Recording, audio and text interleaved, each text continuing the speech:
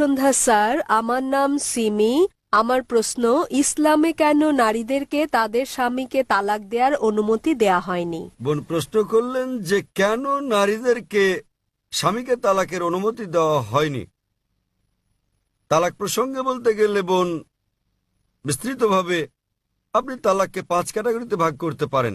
একটা হচ্ছে স্বামী এবং স্ত্রীর পারস্পরিক সম্মতিতে, এটা প্রথম ক্যাটাগরি।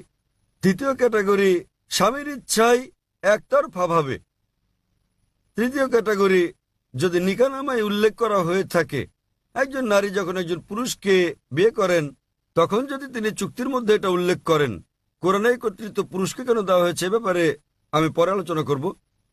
তবে নিকাহনামায় যেহেতু বিয়ে হচ্ছে একটা বৈবাহিক চুক্তি, একজন নারী যে কোনো শর্ত জুড়ে দিতে পারেন, এ ব্যাপারে নিষেধ নেই কোরআনে।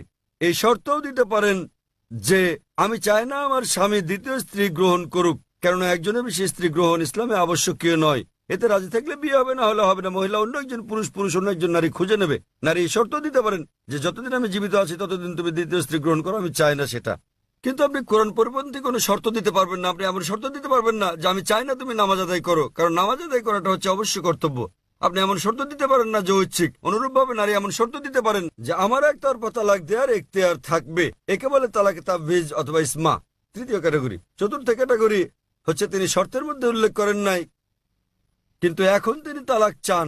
এক্ষেত্রে তিনি স্বামীকে তালাকের জন্য অনুরোধ করতে পারেন, আমি তোমার সঙ্গে থাকতে চাই না। স্বামীর কাছে তালাকের অনুরোধ জানালে একে বলে খুলা। এবং পঞ্চম ক্যাটাগরি, যদি স্বামী রাজি না হয়, স্বামী তার সঙ্গে দুর্ব্যবহার করে, সেক্ষেত্রে তিনি কাজীর কাছে যেতে পারেন, বিচারকের কাছে যেতে পারেন এবং তিনি নিকাহে ফাস্ক বা বিবাহ বাতিল করতে পারেন।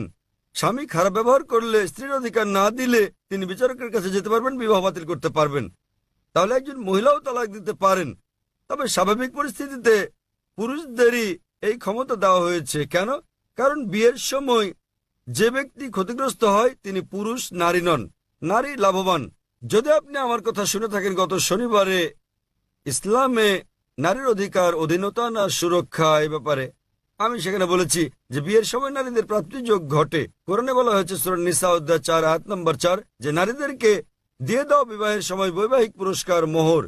বিয়ের সময় স্বামী স্ত্রীকে দিয়ে থাকে নির্দিষ্ট পরিমাণ অর্থ মোহর। মোহর যে কোনো পরিমাণ হতে পারে। তাহলে ভাবুন, নারীর বিয়ের আগে এটা পুরুষের কর্তব্য, অর্থাৎ পিতা এবং ভাইয়ের কর্তব্য। বিয়ের পর এই দায়িত্ব তার স্বামীর, আর ছেলের তার অন্ন, বস্ত্র, বাসস্থান সহ সব আর্থিক বিষয়গুলো দেখা। যদি তালাক হয়ে যায় তাহলে তার দেখাশোনার দায়িত্ব হচ্ছে পিতামাতার। পিতামাতা না থাকলে সমাজের দায়িত্ব তার দেখাশোনা করা। সমাজ না করলে ইসলামী রাষ্ট্রের দায়িত্ব তার দেখভাল করা। তাই সে আর্থিক দিক থেকে নিরাপদ। যদি তালাক হয়ে যায়, পুরুষ তালাক দেয়, তো তার মোহর লস, কিন্তু নারীর প্রাপ্তিযোগ আছে। এখন তার বিয়ের সম্ভাবনা রয়েছে, আবার বিয়ে করলে সে নতুন মোহর পায়। আর পুরুষ যদি আরেকজন নারীকে বিয়ে করতে যায়, নতুন করে মোহর দিতে হবে। যদি পুরুষ কর্তৃক নারীকে দেওয়া হয় তাহলে বিয়ের পর সে তালাক দিয়ে অর্থ উপার্জন করতে থাকবে। তাতে ক্ষতিগ্রস্ত কে? পুরুষ। সুতরাং সর্বশক্তিমান আল্লাহ অন্যভাবে পুরুষের মর্যাদা রক্ষা করে থাকেন। অন্যথায় ইসলামে পুরুষের অধিকার শীর্ষক লেকচার দিতে হবে। কারণ তালাক হলে পুরুষ নারীর চেয়ে আর্থিক ও অন্যান্য দিক দিয়ে বেশি ক্ষতিগ্রস্ত হয়। নারী নিরাপত্তা পায় পরিবার থেকে, সমাজ থেকে, রাষ্ট্রের কাছে। পুরুষ তা পায় না। তাই এইসব কারণে আল্লাহ সর্বশক্তিমান ঈশ্বর পুরুষকে নিরাপত্তা দিয়েছেন। তথাপিও নারী চাইলে বৈবাহিক চুক্তিতে উল্লেখ করলে সে নিজেও তালাক দিতে পারবে, অথবা সে তালাক দেওয়ার জন্য স্বামীকে অনুরোধ করতে পারে, যাকে বলে খুলা। অথবা স্বামী খারাপ ব্যবহার করলে বিচারকের কাছে যেতে পারে এবং বিবাহ বাতিল করে দিতে পারে।